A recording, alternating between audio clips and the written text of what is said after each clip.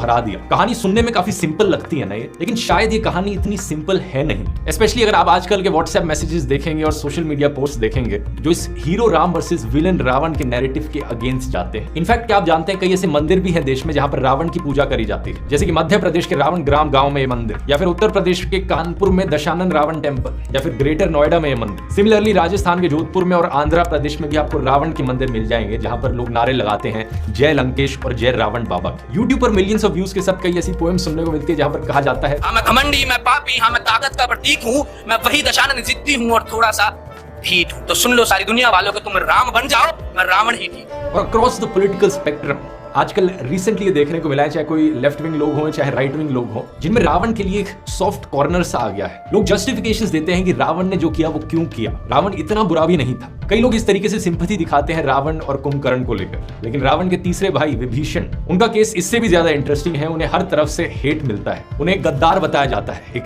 Anti national. ऐसे proverbs आपने सुने होंगे विभीषण के बारे में, घर का भेदी लंका धायर। एक विभीषण गाना भी है सिंगर गुलजार चन्नीवाला के द्वारा, जिसमें 6.1 मिलियन व्यूज आ रखे हैं, जिसमें मेन लाइन थी, बैरियों की नहीं थी औकात लाडले, विभीषण जैसे दोस्तों ने मेरी लंका जला दी।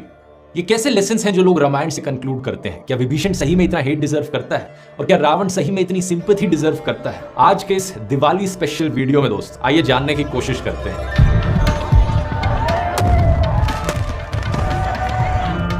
मैं रावण के दर्शन करना है। रावण हम लोगों के कुल का राजा है, विद्वान है इसलिए, हाँ सबसे बड़ा ज्ञानी है। उनको लोग गलत कहते पर वो गलत नहीं है। रावण की कीर्ति दिग दिगांतर में अमर रहेगी, रावण अमर रहेगा। आज का ये वीडियो थोड़ा अलग स्टाइल का है दोस्तों। तो पहले एक चीज मैं क्लियर करना चाहूंगा कि किसी भी रिलीजियस टेक्स्ट की एनालिसिस के मैं खिलाफ नहीं हूं, चाहे वो रामायण हो, कुरान हो या बाइबल हो। इनफैक्ट मेरा मानना है कि अगर हम इन टेक्स्ट को बेहतर समझने की कोशिश करेंगे तो इससे लोगों को नए पर्सपेक्टिव समझ में आएंगे, लोग नए लेसन सीख सकते हैं, और ये जो कुछ लोग धर्म के नाम पर नफरत फैलाते हैं उसे काउंटर किया जा सकता है। इवन डॉक्टर अंबेडकर ने भी कुछ बड़े फेमस पैम्फलेट्स लिखे थे, द रिडल्स ऑफ हिंदुइज्म या फिर the riddle of Ram and Krishna. इस तरह की डिस्कशन और डिबेट इंडियन कल्चर का एक बहुत ही इंटीग्रल हिस्सा रही है कई सदियों से, और बहुत सी आइडियोलॉजिकल डिबेट्स भी देखी गई है इन चीजों पे। तो आइए विभीषण की बात करने से पहले रावण की बात करते हैं। तो सबसे बड़ा आर्ग्यूमेंट जो रावण के फेवर में उठाया जाता है वो कुछ ऐसे है। ठीक है, पता है कि रावण ने सीता का अपहरण करा, पर उसकी पॉजिटिव साइड भी देखो। पता है कितना बड़ा विद्वान था, सारे वेद शास्त्र पुराण सब कुछ पढ़ रखा था, इतनी कमाल की वीणा बजाता था, शिव भक्त था, ब्राह्मण था। जलाने लग गए पुतला ऐसे ही। पॉजिटिव देखा करो कुछ। रावण एक बड़ा शिव भक्त था, ब्राह्मण था, इंटेलिजेंट था। तो मैं कहूंगा दोस्तों इन पेंटिंग्स को देखिए, है नहीं कितनी सुंदर पेंटिंग्स। क्या आप जानते हैं इन सुंदर पेंटिंग्स को किसने बनाया है? इन्हें बनाया है एडोल्फ हिटलर ने। क्या आप जानते हैं वो एक बड़ा स्किल्ड पेंटर था? अब क्या इसका मतलब ये हुआ क्योंकि वो एक स्किल्ड पेंटर था आप उसे रिस्पेक्ट देना शुरू कर देंगे? या फिर इसे ले लीजिए, अहमद ओमार सईद शेख, ये एक ब्रिटिश पाकिस्तानी टेररिस्ट है। 1994 में इसने 3 ब्रिटिश और 1 अमेरिकन टूरिस्ट को किडनैप किया था इंडिया में।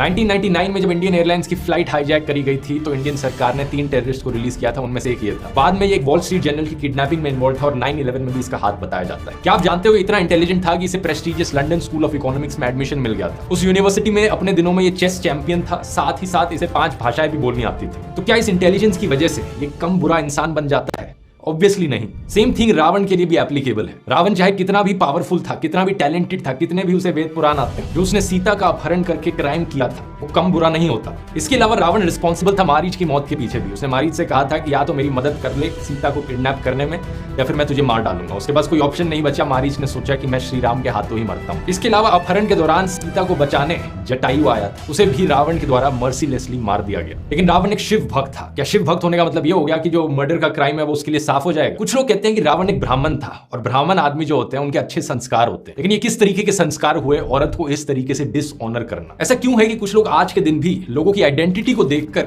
उसे अच्छा या बुरा कहते हैं, ना कि उसके कर्मों को देखकर? हाँ भाई, ये इंसान मेरी कास्ट से है, ये मेरे धर्म को मानता है, मैं जिसकी पूजा करता हूं ये भी उसकी पूजा करता है, तो इसका मतलब ऑटोमेटिकली ये हो गया कि ये अच्छा इंसान होगा। मुझे नहीं फर्क पड़ता इसने किसी का मर्डर किया हो या कोई गलत काम किया हो, मैं बस आइडेंटिटी देखता हूं।